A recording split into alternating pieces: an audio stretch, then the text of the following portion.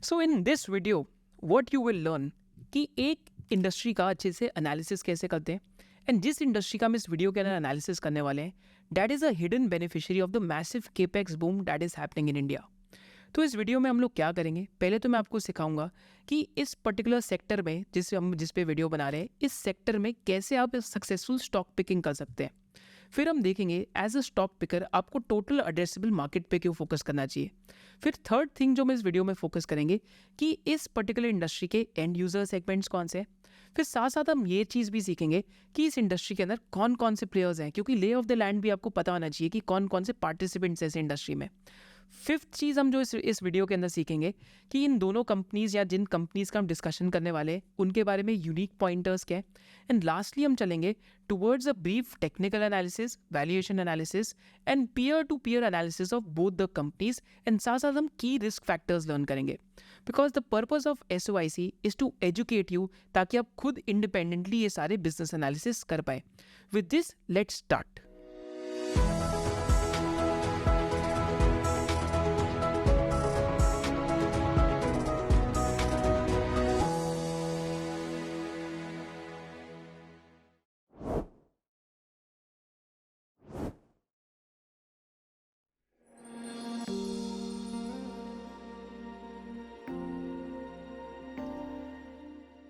Hi investors, welcome to SOIC। तो आज की इस इंडस्ट्री एनालिसिस में we will be covering an industry जो टिपिकली जब इन्वेस्टमेंट लेड साइकिल इकोनॉमी में अच्छा करती है तो ये industry 2x of economy growth rate पे ग्रो करती है। तो आज हम जिस इंडस्ट्री का डिस्कशन कर रहे हैं, ज़्यादातर अगर हम इकोनॉमी की बात करते हैं तो यूजली एक इन्वेस्टमेंट लेड कंपनीज होती है और एक कंजम्पशन लेड कंपनीज होती है एंड एक कंपनीज होती है विच benefit out of government capex.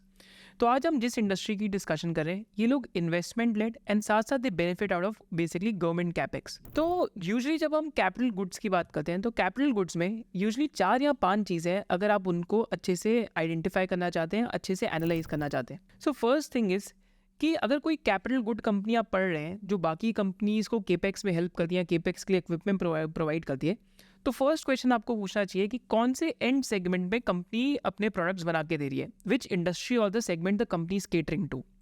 तो बेसिकली एग्जांपल लेते हैं, GMM Pfaudler did very well जब केमिकल इंडस्ट्री का केपेक्स बहुत बढ़िया हो रहा था। सिमिलरली ट्रांसफार्मर कंपनीज बहुत अच्छा कर रही है क्योंकि ट्रांसमिशन सेक्टर के अंदर बहुत केपेक्स है, again and segment is doing well. Second thing to look out for in capital good companies, how is the order book of the company? कि कंपनी की ऑर्डर बुक कितनी है। Higher the bidding pipeline and order book generally signals to good times ahead, क्योंकि ज़्यादा orders होंगे तो मतलब आने वाले टाइम में ग्रोथ ज़्यादा होने वाली है। इसका एक प्राइम एग्जांपल एलिकॉन इंजीनियरिंग है जिनकी ऑर्डर बुक आफ्टर 2020 बहुत तेज़ी से बढ़ने लग गई। Third thing to look out for, is the product a one time use और a recurring demand is there.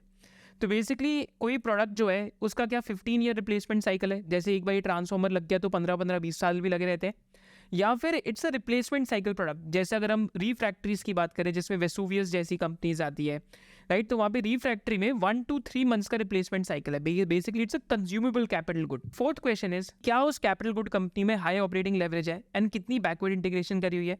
तो अगर कंपनी अपने पार्ट्स खुद ही इन हाउस बनाती है कैपिटल गुड के अंदर तो जनरली उस कंपनी के मार्जिन ज़्यादा आएंगे, या फिर अगर वो कंपनी अपने खुद की बैकवर्ड इंटीग्रेशन करनी स्टार्ट कर रही है तो वहाँ पे मार्जिन कंपनी के ज़्यादा हो सकता है कैपिटल गुड्स में। इन ऑपरेटिंग लेवरेज का क्या मतलब है कि अगर कंपनी की सेल्स ग्रोथ अच्छी आ रही है तो कंपनी के भी मार्जिन भी बहुत अच्छे से बढ़ेंगे। Fifth question to ask for is the can the company develop capabilities to export. देखिए जो इंजीनियर्ड गुड्स हैं या कैपिटल गुड्स हैं उनसे इंडिया का एक्सपोर्ट काफ़ी तेज़ी से ग्रो हो रहा है। तो अगर कोई कंपनी एक्सपोर्ट कर सकती है कैपिटल गुड्स का तो बेसिकली उस कंपनी की क्वालिटी काफ़ी अच्छी है एंड वो बहुत अच्छे प्रोडक्ट्स बना रही है। सो अगर आप किसी भी कैपिटल गुड कंपनी को जब भी एनालाइज करेंगे तो आपको ये 5 चीज़ें हमेशा दिमाग के अंदर रखनी है, because this will give you a mental road map कि कभी भी आप कंपनी को एनालाइज करेंगे कैपिटल गुड सेक्टर में से तो कौन सा मेन जो की वेरिएबल है यहाँ पे अभी वर्क कर रहा है। अगर हम कैपिटल गुड इंडेक्स को देखते हैं तो पहली चीज़ सोचते हैं क्या ये स्ट्रॉन्ग इंडेक्स है या वीक इंडेक्स है। तो capital good index is a leader of the bull market, जैसा हम यहाँ पे देख पा रहे हैं कि इस बुल मार्केट का जो लीडर है that has been the capital good index. And आज हम जिस इंडस्ट्री का बात कर रहे हैं it belongs to the capital good index. तो हम लोग किस इंडस्ट्री की बात करें, we are going to discuss the genset industry. Genset माने पावर जनरेटर्स या फिर the companies which are use to generate electricity. तो जेनसेट इंडस्ट्री के की ड्राइवर्स क्या हैं, तो जेनसेट्स कहाँ यूज़ होते हैं। तो जेनसेट्स आपके रियल एस्टेट में यूज़ होते हैं, तो आपने देखा होगा बड़े बड़े अपार्टमेंट कॉम्प्लेक्सेस बनते हैं तो हर जगह जेनसेट का यूसेज होता है। जेनसेट्स और कहाँ यूज़ होते हैं? हेल्थ केयर इंडस्ट्री के अंदर यूज़ होते हैं. Hospitals have a massive requirement of gensets because it's a very critical industry. Similarly gensets आजकल डेटा सेंटर्स में भी बहुत यूज़ होते हैं because data centres require like through out the day need of power, right? तो अगर power through out the day नहीं मिल रही तो वहाँ पे बैकअप के लिए क्या होता है? जेनसेट्स. और भी क्या चाहिए? लार्ज इंडस्ट्रीज में जेनसेट्स यूज़ होते हैं, कंस्ट्रक्शन इंडस्ट्री में जेनसेट्स यूज़ होते हैं, इंफ्रास्ट्रक्चर इंडस्ट्री में जेनसेट यूज़ होते हैं. So all these industries contribute to 19 to 20% of the sales. And as you can see, most of these industries currently are going through a capex cycle. Hotels में भी gensets का बहुत usage है. तो hotels absolute supply hotel rooms की 50% आ रही है next 4 to 5 years के अंदर. Similarly, hospitals में massive capex चल रहा है, वहाँ पे gensets यूज़ होते हैं. Similarly, data centers की installed capacity इंडिया में 47% के घर पे ग्रो हो रही है, तो वहाँ पे genset का यूसेज है. Similarly, जितने भी listed real estate players हैं, they are going to do highest ever launches in the H2 of FY25. तो वहाँ पे भी gensets का बहुत यूसेज है. तो यू कैन अंडरस्टैंड कि जब भी investment led sectors in the economy do well and जहाँ पे जब हमारी जीडीपी की growth because of capex heavy sectors या फिर इन्वेस्टमेंट लेड साइकिल से आती है, उस टाइम पे जेनसेट इंडस्ट्री का एक अच्छा टाइम स्टार्ट हो जाता है. तो जब भी हम जेनसेट इंडस्ट्री की बात करते हैं, देखिए क्या 4 की फैक्टर्स हैं which decide the demand for gensets. तो पहला की फैक्टर क्या ड्राइव करता है? That is power deficit. कि अगर इंडिया के अंदर पावर डेफिसिट हो गया, माने पावर की demand is more than power supply, तो जेनसेट्स की एक फियर या फोमो में बाइंग होती है. जैसे हमने देखा कि इस बारी मई के महीने में पावर डेफिसिट हो गया था इंडिया में. तो अगर पावर डेफिसिट होता है तो that leads to basically higher demands for gensets. Second usage क्या है? एंड यूज़र बूम और बस्ट. अगर एंड यूज़र इंडस्ट्रीज़ में बूम हो रहा है, चाहे वो रियल एस्टेट हो, चाहे वो रिटेल हो, चाहे वो होटल्स हो, चाहे वो हॉस्पिटल्स हो, तो जेनसेट्स की डिमांड गोज़ हायर. थर्ड की फैक्टर जेनसेट की डिमांड क्या डिसाइड करती है? कि इंडियन इंडस्ट्रियल प्रोडक्शन डेटा कैसा आ रहा है. अगर इंडियन इंडस्ट्रियल प्रोडक्शन डेटा अच्छा आ रहा है तो जनरली जेनसेट्स की डिमांड काफ़ी ज़्यादा बूम होती है. एंड लास्ट चीज़ क्या है? Capex trends in the economy. अगर हायर केपेक्स हो रहा है, हायर इंफ्रास्ट्रक्चर स्पेंडिंग हो रही है, तो जेनसेट्स की डिमांड बूम करती है. This is Y in an up cycle gensets generally grow at 2x the GDP growth rates. Similarly अगर हम इंडस्ट्री की पास्ट का डेटा देखें तो अगर आप देखते हैं तो FY04 से लेके FY08 तक industry was growing between 10, 15, 12, 5 to 3%. फिर जब इंडस्ट्री के अंदर डिमांड नहीं थी, दैट वाज बिटवीन 09 टू अगर हम 12 तक देखते हैं तो -5%, 0%, 9%, -11%. फिर 2 साल डी ग्रोथ आई इंडस्ट्री के अंदर. अगर आप FY14 में देखते हैं तो -26% की हो गई थी इंडस्ट्री, डी ग्रो हो गई थी. FY15 में इंडस्ट्री -19% पे थी. FY16 में भी ऑलमोस्ट -1% थी. बट FY17, 18 और 19 में जब इकॉनमी के अंदर डिमांड ठीक थी तो 10% के आसपास का CAGR आता है in the 3 years. But after multiple years, companies in this sector have started growing well, and all the companies in this sector are guiding for good numbers in the next 2 to 3 years. This is why we are covering this industry today. अब हम start करते हैं कि industry का total addressable market कितना है, कौन कौन सी कंपनीज है, कंपेटिटिव इंटेंसिटी क्या है, एंड इस इंडस्ट्री के अंदर क्या हमें वेरिएबल्स ट्रैक करने हैं और कौन से लिस्टेड प्लेयर्स हैं which are benefiting out of this trend. Before I start analysis, do make sure that you smash the like button, and with this, let's start. तो जब हम जेनसेट इंडस्ट्री की वैल्यू चेन की बात करते हैं तो की रॉ मटेरियल्स क्या होते हैं जेनसेट्स के लिए? That is pig iron, copper and aluminium. जैसे अभी पिग आयरन के प्राइसेस गिर रहे हैं और पीछे कॉपर के प्राइसेस गिरे थे, तो basically that can lead to very good degree of comfort on the margin for these companies. फिर की रॉ मटेरियल्स के बाद देरा मैन्युफैक्चरर्स. कौन मैन्युफैक्चरर्स हैं? कमिंस एक मैन्युफैक्चरर है, कैटरपिलर एक मैन्युफैक्चरर है, पर्किंस एक मैन्युफैक्चरर है, किर्लोस्कर ऑयल इंजन एक मैन्युफैक्चरर है. तो these are some of the main manufacturers. Ashok Leyland भी आते हैं इस इंडस्ट्री के अंदर. अशोक लेलैंड के साथ साथ महिंद्रा भी इस इंडस्ट्री के अंदर मैन्युफैक्चरर है. फिर एक और कॉटन ग्रीव्स करके भी एक कंपनी है. सो 5-6 कंपनीज यहाँ पे मैन्युफैक्चरिंग के अंदर है, राइट. एंड यहाँ पे हाईएस्ट मार्केट शेयर कमिंस का है एंड साथ साथ किर्लोस्कर ऑयल इंजन का. किर्लोस्कर ऑयल इंजन का जैसे अगर हम पावर जेनसेट्स की बात करते हैं तो नियरली 30% मार्केट शेयर है. विराज जो हायर हॉर्स पावर जेनसेट्स है वहाँ पे कमिंस का डोमिनेंट मार्केट शेयर है ऑलमोस्ट 40 to 50% का. फिर मैन्युफैक्चरर्स अपने जो जेनसेट्स हैं ये OEM और असेंबलर्स को देखते हैं. जैसे सुधीर हो गया, जैक्सन हो गया, पावरिका हो गया. तो कमिंस के 3 OEMs कौन है यहाँ पे? सुधीर, जैक्सन एंड पावरिका, जो असेंबल करते हैं. एंड इंडिया की जो जोग्राफीज़ है इनके बीच में डिवाइड हो रखी है. जैसे अगर हम जैक्सन की बात करते हैं तो north and north east India के अंदर Jackson is the official OEM for Cummins, right. फिर OEMs असेंबलर्स प्रोडक्ट बना के डीलर्स को देते हैं. फिर डीलर्स बेसिकली एंड कस्टमर्स को देते हैं. एंड साथ साथ OEMs और डीलर्स यहाँ पे जो सर्विसिंग होती है वो भी प्रोवाइड करते हैं, because servicing is a main element of gensets. पर जेनसेट्स में मेन मैन्युफैक्चरर्स कौन है? Ashok Leyland is a main manufacturer, Mahindra is a company which manufactures. Kirloskar Oil Engine is one of the market leaders and Cummins is one of the market leaders. तो आज हम Cummins और Kirloskar Oil Engine पे ज़्यादा discussion करेंगे. तो अगर हम इंडस्ट्री देखते हैं इंडिया में, तो इंडियन जो इंडस्ट्री है जेनसेट्स की, it is growing at a CAGR of 8.2%. And FY22 से लेकर FY30 तक एक्सपेक्टेड है कि मार्केट साइज इंडिया के अंदर डबल हो सकता है. करंट मार्केट साइज इंडिया के अंदर इज एनीवेयर बिटवीन $1.6 बिलियन. तो माने आज इंडिया की जो इंडस्ट्री है 10 से 12 हज़ार करोड़ के आसपास की है. एंड एक्सपोर्ट इंडस्ट्री देखते हैं तो US की जो जेनसेट इंडस्ट्री है वो $4 बिलियन की है, which is almost 32 to 33,000 crore, right. तो एक्सपोर्ट की जो मेजर जोग्राफी है for Indian companies is US, Europe and Middle East and Africa. These are the 4 continents जहाँ पे, या कंट्रीज जहाँ पे सबसे ज़्यादा एक्सपोर्ट इंडियन कंपनीज करती हैं. तो जेनसेट्स की अगर हम टर्मिनोलॉजी और समझते हैं, देखिए इस टर्मिनोलॉजी को समझना क्यों ज़रूरी है, क्योंकि अगर आपको इंडस्ट्री को अच्छे से समझना तो पहले हमेशा वैल्यू चेन से रिसर्च करनी चाहिए. तो जेनसेट्स में एक टर्मिनोलॉजी यूज़ होती है KVA, that is kilo watt ampere, माने कितनी पावर का जनरेटर है. जैसे अगर हम लो KVA जेनसेट्स देखते हैं तो यूजुअली एक घर के लिए यूज़ होते हैं, या तो जहाँ पे कम पावर जनरेशन की नीड होती है, जहाँ पे basically power generation needs are lower, वहाँ पे लोअर KVA जेनसेट्स यूज़ होते हैं. तो लोअर KVA जेनसेट्स का क्या यूजुअली स्पेसिफिकेशन होता है, it is 15 to 75 kilowatt ampere. फिर आपके आते हैं मिड रेंज वाले जेनसेट्स. मिड रेंज वाले जेनसेट्स का कितना KVA है, 75 to 375 KVA. बेसिकली यहाँ पे बेसिकली आपकी जो मॉल्स हो गए, रिटेल आउटलेट्स हो गए, तो यहाँ पे बेसिकली इनका यूसेज होता है. तो this is dominated by Kirloskar oil and Cummins. And अगर हम जो लोअर HP वाले भी देखते हैं जेनसेट्स, तो वहाँ पे भी किर्लोस्कर ऑयल का काफ़ी अच्छा मार्केट शेयर है. फिर लास्ट हमारे टाइप्स ऑफ जेनसेट्स आते हैं which is above 750 KVA, right, that is above 750 kilowatt ampere, right, and this is where Cummins has a 60% market share, and these are the gensets where the margins are the highest, and these are typically used in very high voltage applications जहाँ पे बहुत high electricity need हो. तो अगर आप data centers की बात करेंगे तो वहाँ पे high KVA वाले आपके gensets लगते हैं.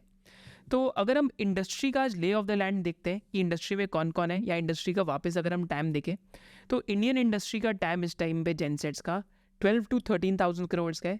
एक्सपोर्ट्स का जो टाइम है दैट इज़ US मार्केट्स देखते हैं, तो US मार्केट $4 बिलियन की है. यूरोप के अंदर भी इंडियन कंपनीज एक्सपोर्ट करती हैं, अफ्रीका में भी करती हैं, और मिडिल ईस्ट के अंदर भी करती हैं. कौन कौन से मेजर इंडियन मैन्युफैक्चरर्स हैं, अशोक लेलैंड और महिंद्रा जो लोअर KVA जेनसेट्स है उनके अंदर ज़्यादा काम करती है. पर लोअर KVA जेनसेट्स और जो बेसिकली मिड रेंज के जेनसेट्स है, वहाँ पे Kirloskar oil engine is one of the market leaders जो एक लिस्टेड कंपनी है. फिर जब हम हायर KVA जेनसेट्स की बात करते हैं तो वहाँ पे Cummins is the market leader, and Cummins वहाँ पे काम करती है specially when it comes to data centres.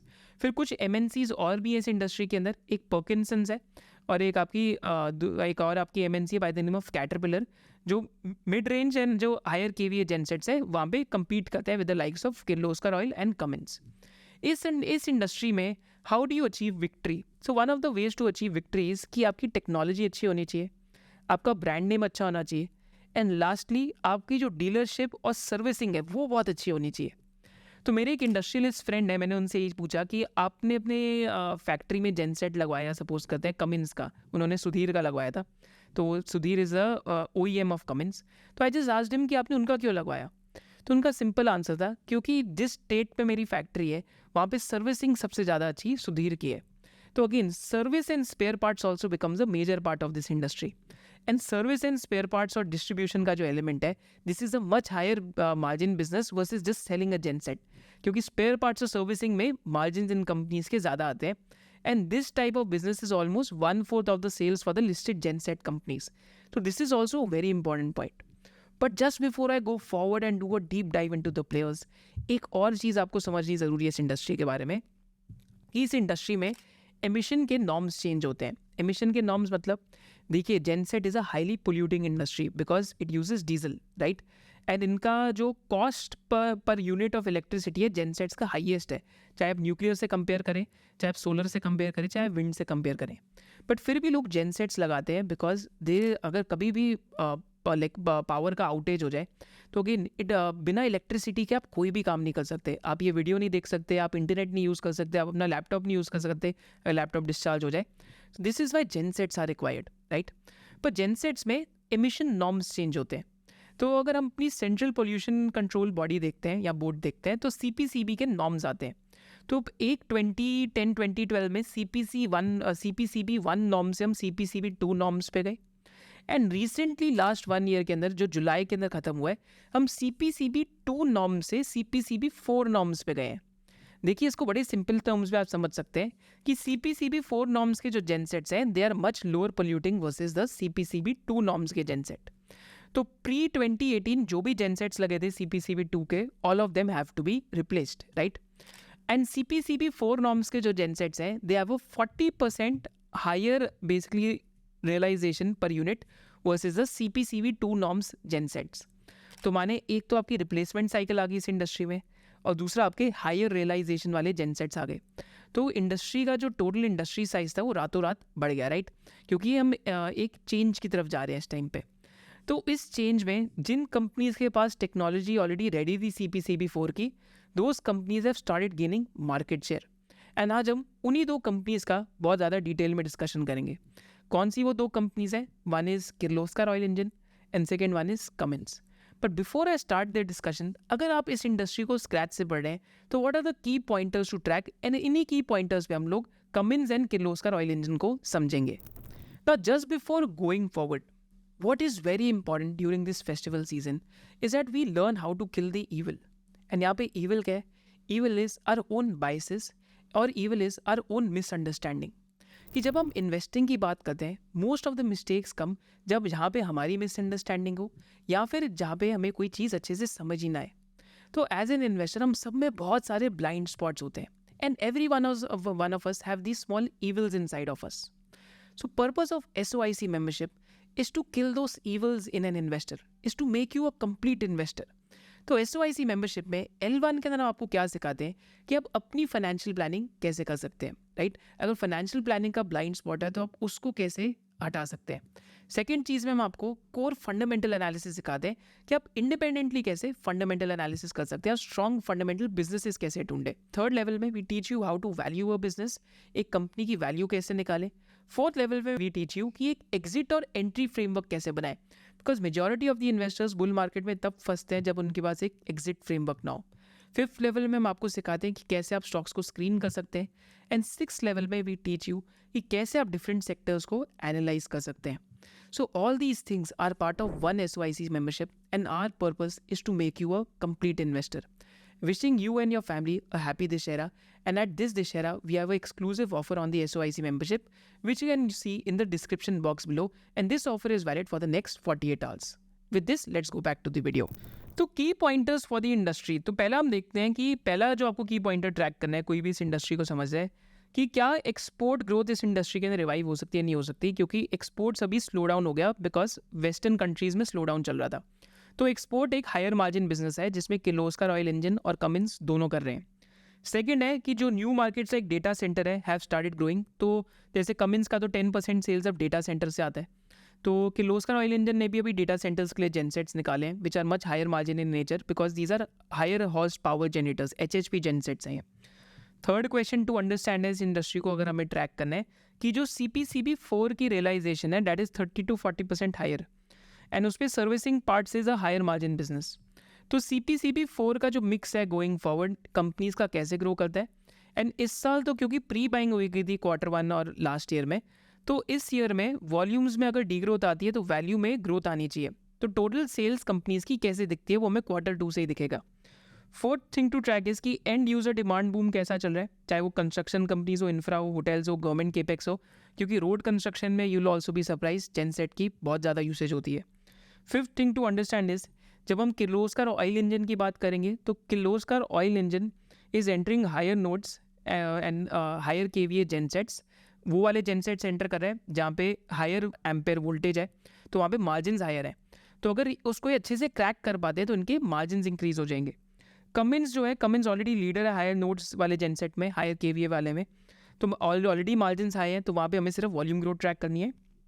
Seventh है कि players with servicing will do much better versus players which are regional, इसलिए लाइक्स ऑफ महिंद्रा हो गया, अशोक लेलैंड हो गए, it is one of the verticals for them, but जो stand alone focus on gensets है, चाहे वो कमिंस हो चाहे वो किर्लोस्कर ऑयल हो, these companies have been gaining market share, right.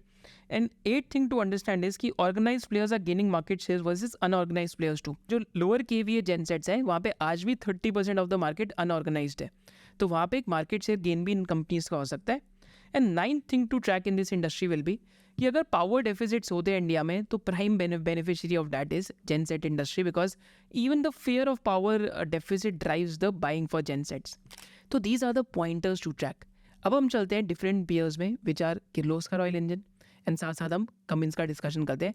And दोनों कंपनीज को हम डिस्कस करके एक पीयर टू पीयर एनालिसिस करेंगे, फिर हम टेक्निकल्स देखेंगे, वैल्यूएशंस देखेंगे एंड साथ साथ कंपनीज के फाइनेंशियल्स देखेंगे. तो पहले तो हम कमिंस का डिस्कशन स्टार्ट करते हैं. तो Cummins is an MNC and it is one of the MNCs which is a world market leader when it comes to gensets and साथ साथ gensets technology also. Because आपके जो hydrogen fuel cell genset technology भी इनके पास है, इनके पास EV genset technology भी है एंड साथ साथ CPCB4 जो इन्होंने अभी ट्रांजिशन करा है उसकी भी टेक्नोलॉजी इनके पास ही थी, राइट. तो जब हम Cummins की बात करते हैं तो Cummins का one of the major business is the export business which is contributing to 17% of their sales. तो Cummins का एक्सपोर्ट बिजनेस भी over the last few years अच्छा करा है. इसके साथ साथ अगर हम Cummins में देखते हैं तो Cummins is much more active in the higher nodes gensets. जो हायर केवीए वाले जेनसेट्स है Cummins वहाँ पे ज़्यादा एक्टिव है. इसके अलावा देखते हैं डेटा सेंटर बिजनेस जो है Cummins का, that is almost 10% of the sales और HPP सेगमेंट अभी Cummins के लिए अच्छा कर रहा है. Over the last few years Cummins ने डिस्ट्रीब्यूशन नेटवर्क में बहुत इन्वेस्ट करा है, तो उनका जो सेल्स एंड सर्विस पार्ट्स वाला बिजनेस है that is grown at a CAGR of almost 15 to 18% which is much higher than the industry. इसके साथ साथ अगर हम Cummins का देखते हैं तो वो मार्केट के अंदर प्राइसिंग लीडर्स हैं. तो Cummins का यूजुअली 5 to 7% का एक प्राइसिंग प्रीमियम Cummins कमांड करती है and this just shows us कि ब्रांड की स्टैंडिंग है मार्केट के अंदर, राइट. एंड Cummins के मेजर जो OEMs हैं, चाहे वो सुधीर हो चाहे वो आपके जैक्सन हो एंड एक और भी OEM है, so those OEMs have also been doing well क्योंकि at the end of the day अगर आप डिस्ट्रीब्यूशन पे ज़्यादा इन्वेस्ट करेंगे तो आपके पास जो spare parts and service parts होंगे उसका सप्लाई ज़्यादा होएगा, जिसकी वजह से again it will be a virtuous cycle कि आपका जेनसेट और बिकेगा और आप ज़्यादा अच्छी सर्विस भी प्रोवाइड कर पाएंगे. इसके अलावा देखते हैं तो Cummins के यहाँ पे 3-4 मेजर बिजनेस डिविजन्स हैं. जो इंडस्ट्रियल का बिजनेस डिवीजन है Cummins का, वहाँ पे जो रेलवेज़ है उनको केटर करते हैं, राइट. तो इसके साथ साथ जो मरीन इंडस्ट्री है उसको केटर करते हैं. तो इंडियन नेवी को 1.5 मेगावाट का जेनसेट इन्होंने अभी रिसेंटली डिलीवर करा था. डिफेंस इंडस्ट्री को केटर करते हैं. So successfully secured orders for wheel troop carrier vehicles and artillery guns from defence OEMs, right. तो अगेन यहाँ पे इनका एक डिफेंस OEM का बिजनेस है. माइनिंग इंडस्ट्री को केटर करते हैं, राइट. तो जो माइनिंग इंडस्ट्री के लिए भी यहाँ पे प्रोडक्ट्स बनाते हैं. फिर पंप्स भी यहाँ पे ये लोग करते हैं एंड साथ साथ कंस्ट्रक्शन इंडस्ट्री को भी केटर करते हैं. तो ये तो इनका इंडस्ट्रियल बिजनेस में है. फिर इनका पावर जनरेशन बिजनेस है. तो पावर जनरेशन बिजनेस में यही आपके रेजिडेंशियल हाउसेज हो गए, आपके अपार्टमेंट कॉम्प्लेक्सेस हो गए, आपके मॉल्स हो गए, आपकी इंडस्ट्रीज़ हो गई, तो वहाँ पे पावर जेनसेट्स सप्लाई करते हैं. देन एक डिस्ट्रीब्यूशन बिजनेस है जो मैंने आपको बताया था कि स्पेयर पार्ट्स एंड साथ साथ जो लाइक सेल सपोर्ट सर्विसेज है that is a much higher margin business and for Cummins also that has become 26% of the entire sales. जो डेटा सेंटर वाला बिजनेस वर्टिकल है एंड साथ साथ जो हॉस्पिटैलिटी और मैन्युफैक्चरिंग वाला बिजनेस वर्टिकल है that is 16% of the sales. Market share जो इनका CPCB4 की अगर हम बात करते हैं, CPCB4 जेनसेट्स आज 12% ऑफ द सेल्स है एंड एक्सपोर्ट अभी ऑलमोस्ट 17% ऑफ द सेल्स है. तो Cummins का तो बिजनेस इस टाइम पे अच्छा कर रहा है एंड Cummins में आपको दो चीज़ें जो ट्रैक करनी है कि डेटा सेंटर वाला बिजनेस कैसे ग्रो कर रहा है, सेकेंडली आपको ये ट्रैक करना है कि एक्सपोर्ट बिजनेस में कब रिवाइवल आ रहा है, एंड थर्डली आपको ये ट्रैक करना है कि Cummins ने गाइडेंस दी है 2x of GDP growth rate. तो अगर इंडियन GDP 7.4% या 7.2% पे दिस ईयर ग्रो करती है तो उनकी official guidance 14 to 15% volume growth की है. क्योंकि इस इंडस्ट्री में ऑपरेटिंग लेवरेज है तो margins might even further expand. तो Cummins में these are the main tracking pointers. अब हम चलते हैं टुवर्ड्स किर्लोस्कर ऑयल इंजन. तो किर्लोस्कर ऑयल इंजन और Cummins का एक टाइम पे टेक्नोलॉजी टाइप होता था and like Kirloskar oil engine और Cummins का एक जॉइंट वेंचर भी होता था. पर 1990s में Cummins ने उस कंपनी को बॉट आउट करा and Kirloskar oil engine entered this business of gensets by doing it independently. So this is how Kirloskar Oil Engine started getting aggressive when it comes to this business. तो अगर हम Kirloskar oil engine का बात करते हैं तो lower KVA gensets and जो mid range वाले जेनसेट्स हैं उसके अंदर Kirloskar oil engine is a market leader right now. And इसके साथ साथ अगर हम किर्लोस्कर ऑयल इंजन में देखते हैं तो उन्होंने अभी recently 51% of a company in US का अक्वायर करा है which is known by the name of Wild Cat. तो यूएस में भी अभी ये जेनसेट्स एक्सपोर्ट कर रहे हैं right. And Kirloskar oil engine अभी जो हायर केवीए जेनसेट्स हैं या जो किलो वोल्टेज एम्पेयर वाले जेनसेट्स हैं उसके अंदर भी अभी किर्लोस्कर ऑयल इंजन एंटर कर रहा है। तो इन्होंने एक ऑप्टी प्राइम करके एक जेनसेट लॉन्च करा था जो ऑलमोस्ट 1500 केवीए का था, तो उसकी इनको अच्छी डिमांड आई राइट। तो they are trying to get into gensets with a higher node, माने हायर केवीए वाले जेनसेट जहाँ पे मार्जिन ज़्यादा है। तो डेटा सेंटर बिजनेस के लिए भी लास्ट 2-3 क्वार्टर्स में इन्होंने अपना जेनसेट लॉन्च करा है राइट। एंड इसके साथ अगर हम किर्लोस्कर ऑयल इंजन में देखते हैं राइट तो इसमें और भी 2 बिजनेसेस हैं। तो B2B वाला बिजनेस जेनसेट बिजनेस है, फिर इनमें एक B2C का भी बिजनेस है फार्म मैकेनाइजेशन का, जहाँ पे पंप्स और ये सारी चीज़ें प्रोवाइड करते हैं। एंड फाइनली इनकी एक NBFC भी है किर्लोस्कर ऑयल इंजन में by the name of Arka financial services. तो इंडस्ट्रीज जिनको किर्लोस्कर ऑयल इंजन जेनसेट्स में केटर कर रहा है that is the construction industry, marine industry, agri industry, railways, defence and mining. And B2B business में ये लोग क्या करते हैं, इंजन एंड जेनसेट्स बेचते हैं जो पावर जनरेशन का बिजनेस है। फिर इंडस्ट्रियल इंजन्स और power solutions for large institutional project clients like marine and defence, तो इंडस्ट्रियल जेनसेट्स का बिजनेस है। फिर after sales and support services हैं राइट। तो उनके स्पेयर पार्ट्स हो गए जेनसेट्स के और ये चीज़ें हो गई, तो that is the distribution and after market business.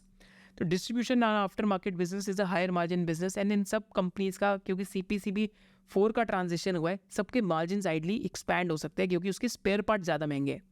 International business जो ये करते हैं that is the B2C business, जहाँ पे वाटर मैनेजमेंट सोल्यूशन है। तो इलेक्ट्रिकल पंप्स बेचते हैं इनके B2C बिजनेस में, इंजन बेस्ड पंप सेट्स बेचते हैं और इलेक्ट्रिकल पंप्स देते हैं। एंड फार्म इक्विपमेंट भी बेचते हैं right for farm mechanisation. And finally इनकी आर्का फाइनेंशियल सर्विसेज करके एक कंपनी भी है।